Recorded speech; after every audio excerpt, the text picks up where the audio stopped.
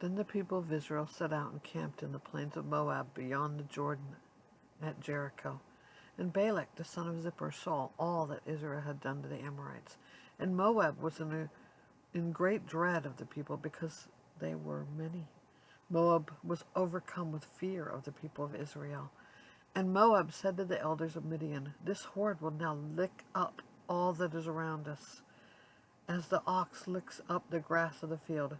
So Balak the son of Zippor, who was king of Moab at the time, sent messengers to Balaam the son of Beor at Pethor, which is near the river in the land of the people of Ammon, to call him, saying, "Behold, a people has come out of Egypt. They cover the face of the earth, and they are dwelling opposite me. Come now, curse this people for me, since they are too mighty for me. Perhaps I shall be able to defeat them and drive them from the land. For I know that he whom you bless is blessed, and he whom you curse is cursed." So the elders of Moab and the elders of Midian departed with the fees for divination in their hand. And they came to Balaam and gave him Balak's message. And he said to them, "Lodge here tonight, and I will bring back word to you, as the Lord speaks to me." So the princes of Moab stayed with Balaam. And God came to Balaam and said, "Who are these men with you?" And Balaam said to God, "Balak, the son of Zippor, king of Moab, has sent to me, saying, 'Behold, a people has come out of Egypt, and it covers the face of the earth. Now come, curse them for me. Perhaps I shall be able to fight against them and drive them out.' God said to Balaam, 'You shall not go with them. You shall not curse the people, for they are blessed.'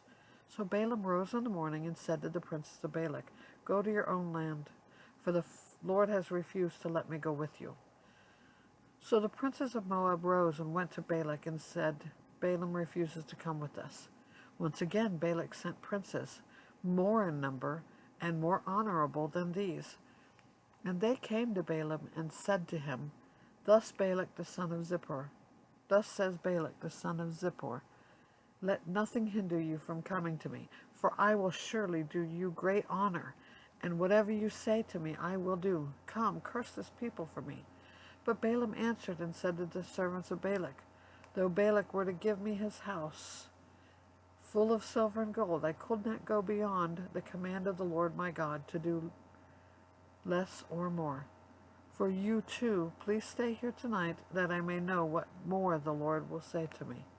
And God came to Balaam at night and said to him, 'If the men have come to call you, rise, go with them, but only do what I tell you.' So Balaam rose in the morning and saddled his donkey and went up with the princes of Moab.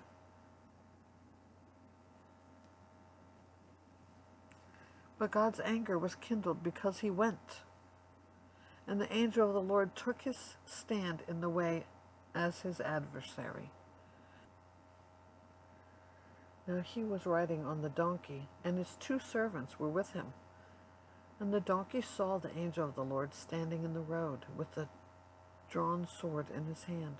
And the donkey turned aside out of the road and went into the field. And Balaam struck the donkey and turned her into the road. Then the angel of the Lord stood in a narrow path between the vineyards with a wall on either side. And when the donkey saw the angel of the Lord, she pushed against the wall and pressed Balaam's foot against the wall, so he struck her again. Then the angel of the Lord went ahead and stood in a narrow place, where there was no way to turn either to the right or to the left. When the donkey saw the angel of the Lord, she lay down under Balaam. And Balaam's anger was kindled, and he struck the donkey with his staff.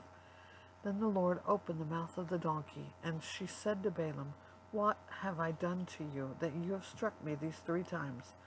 And Balaam said to the donkey, "Because you have made a fool of me. I wish I had a sword in my hand, then I would kill you." And the donkey said to Balaam, Am I not your donkey, on which you have ridden all your life long to this day? Is it my habit to treat you this way?" And he said, "No." Then the Lord opened the eyes of Balaam, and he saw the angel of the Lord standing in the way, and with his drawn sword in his hand.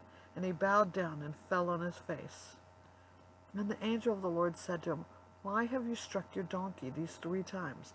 Behold, I have come out to oppose you, because your way is perverse before me. The donkey saw me and turned aside before me these 3 times. If she had not turned aside from me, surely just now I would have killed you and let her live." Then Balaam said to the angel of the Lord, "I have sinned, for I did not know that you stood in the road against me. Now therefore, if it is evil in your sight, I will turn back." And the angel of the Lord said to Balaam, "Go with the men, but speak only the word that I tell you." So Balaam went on with the princes of Balak. When Balak heard that Balaam had come, he went out to meet him at the city of Moab, on the border formed by the Arnon, at the extremity of the border. And Balak said to Balaam, "Did I not send to you to call you? Why did you not come to me? Am I not able to honor you?" Balaam said to Balak, "Behold, I have come to you. Have I now any power of my own to speak anything? The word that God puts in my mouth, that I must speak." Then Balaam went to Balak, and they came to Kiriath Huzoth. And Balak sacrificed oxen and sheep, and sent for Balaam and for the princes who were with him. And in the morning Balak took Balaam, and brought him up to Baal Bamoth Baal, and from there he saw a fraction of the people.